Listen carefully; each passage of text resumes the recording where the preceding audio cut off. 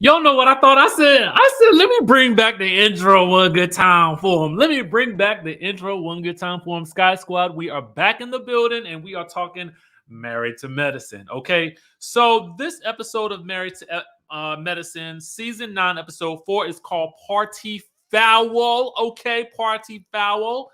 And let's dive right in, y'all. Welcome to the Ponderosa. Drop your location down in the chatterization so we can know where our family is watching from. You know what I'm saying? Also, let me know what you guys will rate this episode on a scale of 1 to the 10. On the scale of 1 to the 10. And for me, I'm going to rate this episode a 9.5, baby. It was good. Okay. I didn't know what to expect from the episode because, usually after you have a blow up episode, you have an episode where don't really much happen. Okay. But not today, okay? Not today. Well, not last night, I should say, because this episode right here, it gave what needed to be given, okay? Um, let's discuss some of the highlights before we dive in. We had the continuation of Dr. Heavenly versus Dr. Contessa, okay? The driveway parking lot pimping conversation between Dr. Jackie and Dr. Heavenly. We had a very revealing conversation with Dr. Heavenly and Anila about Miss Quad, baby. And the producers had to call out Dr. Heavenly as well. I mean, listen, Quad and let me put this down in the bottom of it because I don't want to get nothing wrong or nothing twisted. But I am going to be walking through what was said verbatim, line by line, okay? With this allegation that Quad was dating a married man, okay? So we're going to get into that, all right? We also had this whole U-Haul situation betwixt Toya, Eugene, and Anila and Kieran that came out of the blue, baby, out of the mother freaking blue. And Eugene was not happy about it. So the men are activated. Okay. So that's why for me, I'm going to give this episode a 9.5 because a lot of things happen. Now, before we dive in, I want you guys to know I have not seen Dr. Heavenly's live recap from the episode. So I have no clue what she has said. We will review that likely tomorrow. Okay. So with that being said, we're only going to be talking about this episode right here today, okay? And if you know something, don't put the spoiler in the video, all right? Keep it to yourself for tomorrow. Now, you know what I'm saying? Okay, so let's dive right in. So we get the continuation of the heavenly intervention. Dr. Heavenly cursing Simone out as she leaving because Simone is a flip-flopper, according to her. And she knows Simone and Toya helped put this thing together too. Now, Quad, Anila, and Jackie all agree that this was not an effective way to get Dr. Heavenly to, understand the error of her ways, okay, according to the rest of them. Now, Dr. Contessa is upset that Dr. Heavenly just laughed in their faces and closed the door on all of them. So Quad then tells them that it was an ambush, and so that is why Dr. Heavenly fled and that they never got to the point that they were trying to make. Simone feels like there is no way to approach Dr. Heavenly, and she keeps doing the same thing over and over. Apologize, offend. Apologize, offend. So Simone and Quad get into it about both of them being offended by Dr. Heavenly, but the two of them are handling it in different ways. Quad feels like she will take it to, Dr. Heavenly personally, but Simone is like, no, girl, you took it to the streets, okay? You took it to the Instagram streets when you thought that Dr. Heavenly was coming for your body, yada, yada, yada, yada, okay? You took it to the streets of Instagram and you went ham, okay? So don't say that you are above it all right now. And so Toya is off to the side looking like, why are these women arguing about this, about the way that this lady has offended the both of them? So, I mean, as I was watching, Quad and Simone, I was like, it ain't too many people that can go head to head with Simone screaming because let me tell you something. When Simone get to screaming, that decibel level start to rising and a rising and a rising and a rising and it just get loud, baby. It just get loud. But Quad, I don't know. Her decibel level was matching Dr. Simone's, and I was pleasantly surprised. I said, oh, somebody else can go toe to toe with her. Meanwhile, Simone is like, you know what? I don't have to mess with her. I don't have to F with her because this is America. And I choose who I wants to F with. And honestly, you could not do nothing but like just dissolve into laughter after this and that's exactly what they did. That's another reason why I love this show because who else would say something like that in the midst of an argument and everybody in the room just get it and fall out laughing? Like that was a moment right there. And so what you oftentimes need on these types of shows is when something serious is going on, what makes a reality show great is a natural tension breaker. And that is what was needed in that moment. So another reason for me to give it a 9 because producers understood the assignment and so did the cast. You know what I'm saying? So Jackie goes out to talk to Dr. Heavenly, who cannot believe that Dr. Contessa is mad at Heavenly and not mad at her man. Heavenly gonna need some time to get over this. And Dr. Jackie says that Dr. Heavenly is just not equipped to handle that type of confrontation. Do you guys think in the chatterization that that was the appropriate way to handle that type of confrontation with Dr. Heavenly? Or do you think that it should have been a woman to woman conversation? Okay. I pretty much had thought in my mind that it should have been a woman to woman conversation, mostly because I feel like, when you involve the rest of the group, it gets to be embarrassing. You know what I'm saying? And so the person is going to go on the defense. But I think for Dr. Contessa is she wanted to drive the point home that we all got to be surprised when you say these things about us. So we're gonna make you sit here and listen to those things while you in front of the people, because because when you online, you ain't in front of the people. But but when we play it here in the theater, okay, you are in front of the people and you got to answer for it, which honestly, it just didn't do anything but make the situation worse because Dr. Heavenly couldn't believe that it was happening. So Quad and Anila commiserate about Dr. Heavenly's YouTube, and she feels like, Quad feels like Dr. Heavenly treats her friends like they are her enemies. But she is balanced enough to call it out and say that it wasn't about getting through to Dr. Heavenly. It was about getting Dr. Heavenly. Okay. All right. So Toya goes to visit Dr. Simone. Oh, no, no, no, no, no, no, no. Before all that happens,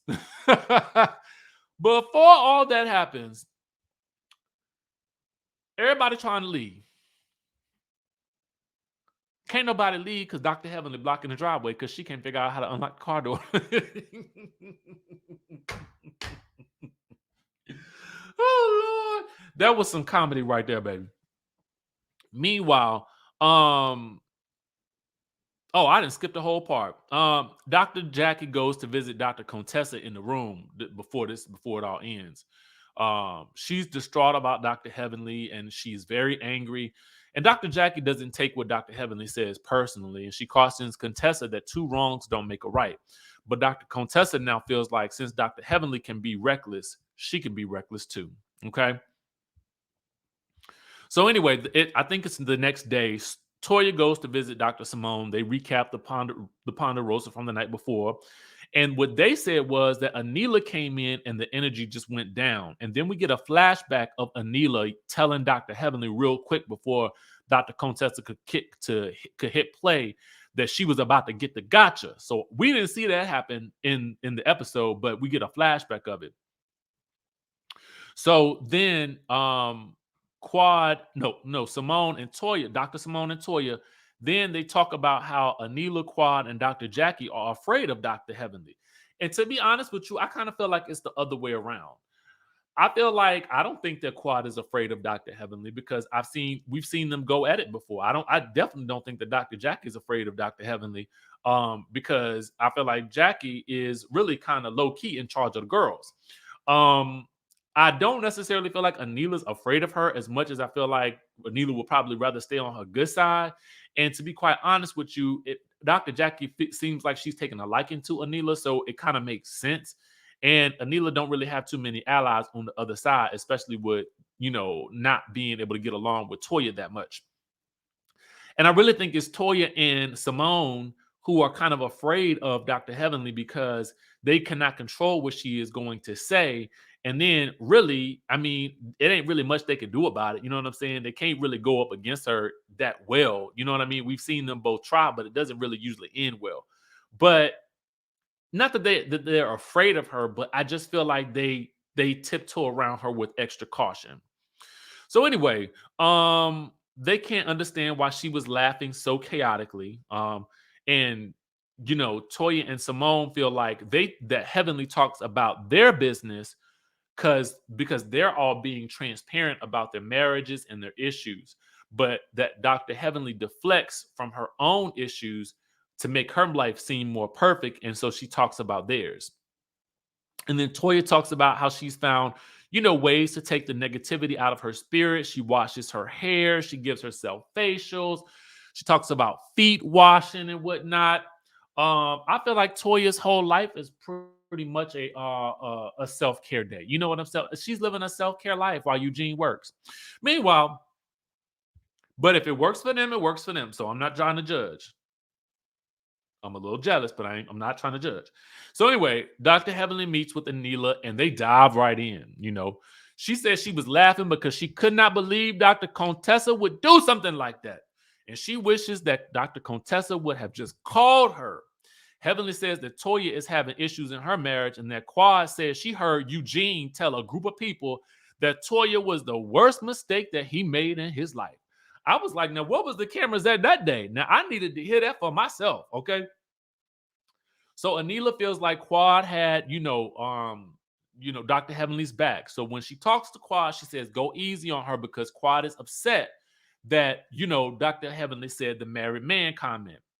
So then Dr. Heavenly said, well, it's out there. That's what she's mad about. It's out there. And then she proceeds to tell Anila something like a name. Now, I don't know if it was just me, but y'all let me know in the chatterization. The way the camera shot was set up, it looked like they did not know that they were still being filmed, but they were definitely still mic'd. Okay. So I don't know if this was a hot mic moment or not. And I have not watched Dr. Heavenly's recap of the episode to know this or not. But what I will say is from my vantage point as a viewer last night, it looked like the camera was real far away and we could hear the audio clear as day. And it went a little something like this. Anila says, who is the effing guy? Dr. Heavenly says, I ain't, you better not say nothing. Anila says, I swear to God, I won't. Dr. Heavenly said, what's that girl's name? And then she says the name, and it's in asterisks, but it's crossed out. So production caught it, but they didn't air what the name was. And so Anila said, you said what? And she repeated the name. But again, they put it in asterisks so we couldn't see it. But again, production got that footage. So then Anila says, I don't know who that is. So then the producer asks Dr. Heavenly, so you never heard anything about this rumor? And suddenly Dr. Heavenly is like, oh, I don't know nothing. I'm not going to say nothing. I don't know nothing. But back in the scene, she says she's talking. She's telling everybody. So I'm assuming she meant that the lady who is alleged to be married to the man that Quad is allegedly, according to Dr. Heavenly, tinkering around with, is telling everybody. I'm telling everybody, okay? And so anyway, I said, well, Lord have mercy. Quad is not gonna like this, okay? Anyway, back at Dr. Contessa's office, she's working with a post NFL player. He's had a couple of concussions, and we learn more about that. Over at Anila's house, sadly, she has got to take care of these kids on her own. Oh my God, what is she to do? Perhaps she should spend a little more time looking for new nannies than looking for U-Hauls and getting lettering embossed on these work uniforms so she can shade Toya and spend a little bit more time setting up your website and your blog, okay? Your website and your blog. Why don't you spend some time on that, Anila? And I like Anila. Let me. I don't want y'all to confuse what I'm saying with my feelings about the lady, but I just feel like if you got so much going on, you are so ripped and run and toe down with trying to take care of these kids and trying to make them pinto beans like Miss Gomez, you would think you wouldn't even have time to be running around making costumes and whatnot and buying U-Hauls because you got to rent them things. And y'all know you got to rent them things by the hour. You know what I'm saying? To go make a splash and pick on Toya while she going through her rental phase or whatever. But I'm done with that. Meanwhile, everybody is prepping for Dr. Simone and Cecil's Halloween party. Heavenly reveals that the women ambushed. This is what she tell Daddy, aka Dr. Damon. Okay, and so she reveals that the women ambushed her at Contessa's house, Dr. Contessa's house, and she reveals that Dr. Contessa did a whole nervous breakdown, and she's upset that Dr. Contessa got the two people she knows Dr. Heavenly don't get along with, aka Simone, Dr. Simone, and aka Toya, and she's literally in tears over this. So he tells her, buddy, you are a leader in this group, and he cautions her that if she says something that she can't take back, he tells her that she cannot determine what someone else gets upset about. Then Dr. Damon goes downhill. Okay. He talks about women needing to be meek and somewhat submissive. Now, I'm paraphrasing.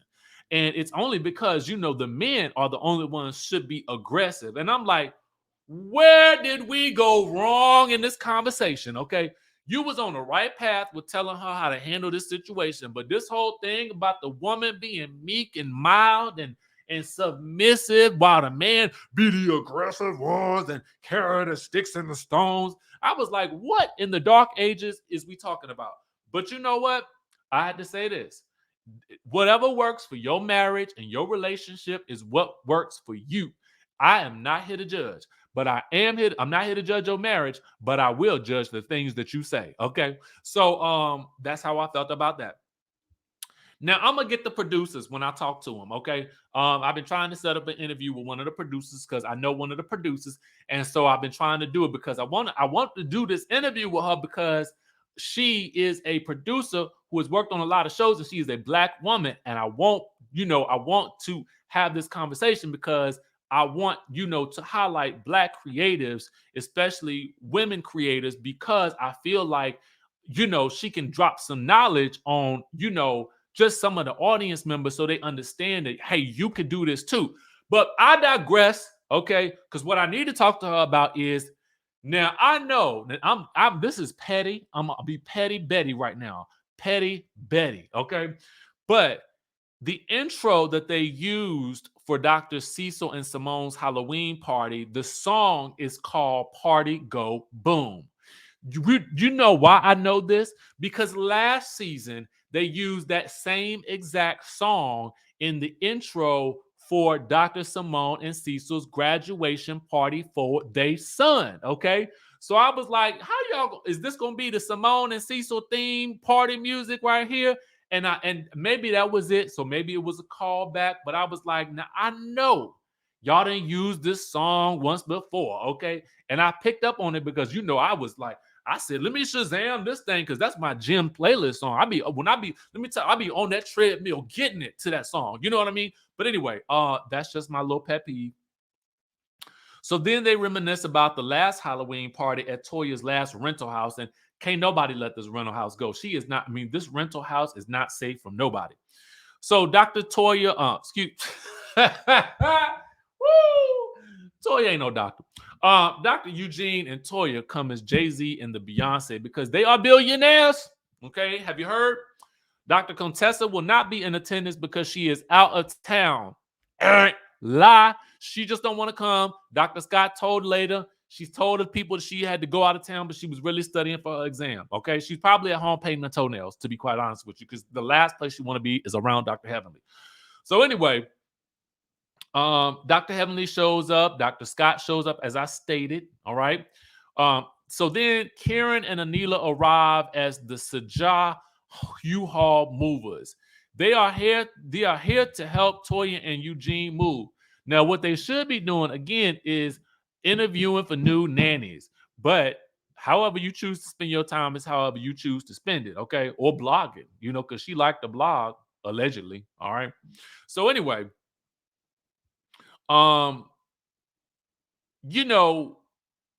calls everybody outside, and Anila and her husband shade them terribly. Toya takes it in stride because she feels like she living in Anila's head. But Eugene, baby, that Eugene did not like it when Karen says that they needed the fragile label, baby.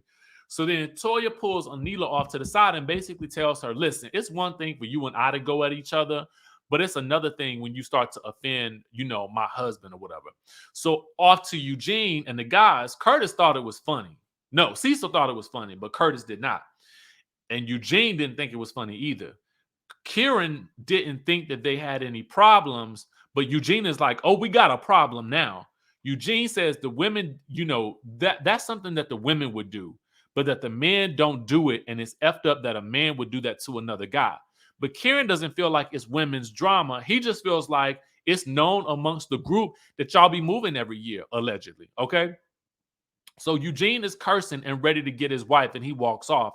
And Cecil is shocked that the guys had got that hot. So Anila is going off to Toya about them not being friends, and Eugene comes and collects his wife. Meanwhile, Quad says that Jay-Z and Beyonce, aka Toya and Eugene, are on the run tour, and they got to get the heck out of Dodge. Okay, I'm like, Quad, you joking, but Quad is kept. You don't know that your Dr. Evans did spill some tea about you allegedly being with this married man, and the lady be talking or whatnot. Now, I got to say, I don't think that Quad is messing with the married man, or nothing like that. But I'm just going on what was said in the episode. All right, that's what I'm saying. Now, on the way out, Eugene tells Simone and Cecil that he'll stay, but you need to stay away from Anila and Karen, who think that the party was dead AF anyway, and so they needed to hype it up.